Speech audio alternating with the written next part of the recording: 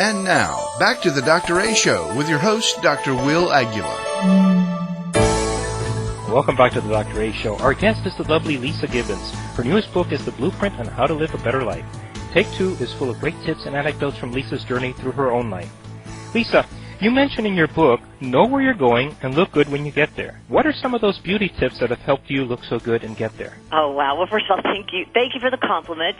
I arrived in Hollywood. I came from the land of grits, Irmo, a little town in South Carolina, and arrived in the land of glitz, truly fresh off the okra truck. And I've had this divine opportunity to learn a lot of red carpet, time-tested hair, makeup, and wardrobe tricks from the glam squad.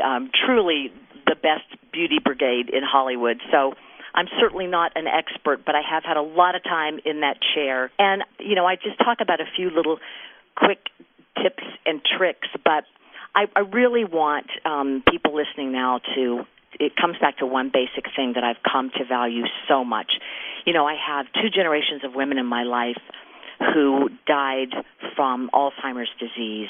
And I know you're going, what's that have to do with beauty? But No. And I know because my grandmother died of it too. So I'm very interested in what you have to say. So please, go on. Stress is the ultimate beauty suck. And stress, as you know better than anybody, is the enemy of disease. So stress makes you ugly. Stress makes you sick. We need sleep to fight off both. If you're not honoring yourself and valuing yourself enough to get enough sleep, none of it is going to work. And I know we live in a culture where, you know, the one who gets the most done wins, but that's just ridiculous. And so we've just got to discipline ourselves more to value our sleep. So sleep and hydration and, you know, a minimum amount of exercise. You don't have to kill yourself. In fact, some of these grueling body, you know, beating workouts are aging on the body. You know, you don't have to beat yourself up, you know, for 90 minutes like a crazy woman. You really don't, in my opinion.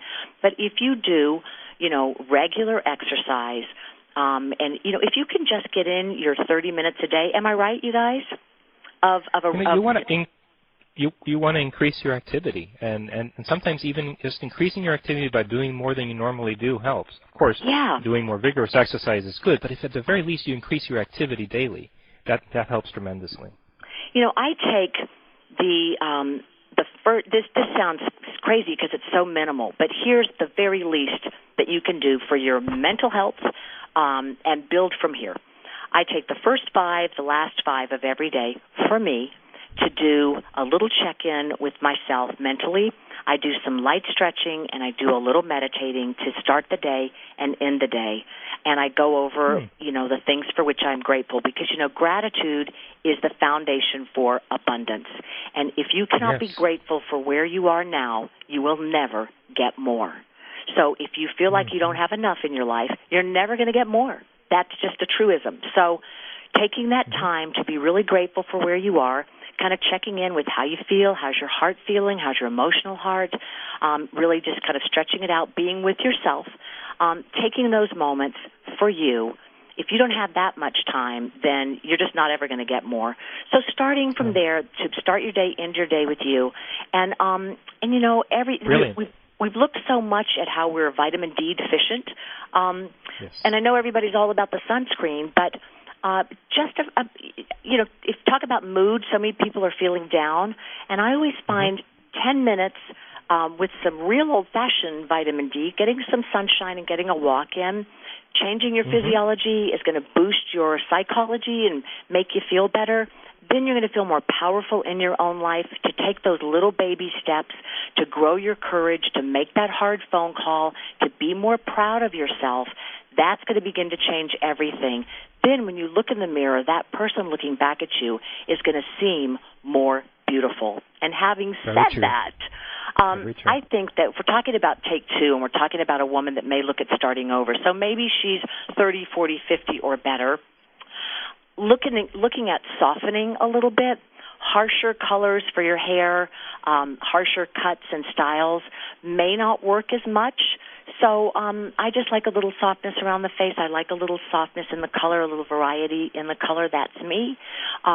But if you haven't changed your hairstyle and if you haven't changed your makeup in years, this is the time to start experimenting. And there are all those great sites online. I talk about some of them in the book where you can upload your picture and change different hairstyles and look at different shapes for your eyebrows and different ways to put on your makeup. This is the best time to be a woman and experiment without having to pay the price. So just Isn't that amazing how you can do that? It's unbelievable. You don't have to have a bangectomy and have a haircut hangover. That's right. It's really great. You're right also that most women that we see on magazine covers and hip TV shows are genetic freaks, quote. The look is not achievable for most of us no matter how hard we try. So how do we stop obsessing over the pursuit of trying to look like them? You know what? Truly, I mean, we've got to get over it because there is always someone thinner, always someone more beautiful. You know, we've got to surrender some of the things of youth gracefully. I'm not saying you shouldn't chase it and you shouldn't strive for the best physical package ever and be as fierce as you can be for as long as you can be. But at some point, we've got to be lit from within. And that's what true beauty is. It's not symmetrical perfection. It's not an unlined veneer. It's not having a cellulite-free thigh. It's really not. And when I did Dancing with the Stars is when I turned 50. And that's what I was going to ask you about. How do you get in that frame of mind to do that at your age? And I know that 50 is still very young because I'm there. But anyway, how do you get in that frame of mind? I was terrified, for so many reasons, but I should have been more worried about the dancing, clearly, because remember, I am the girl with no talent. I should have been more afraid of the steps.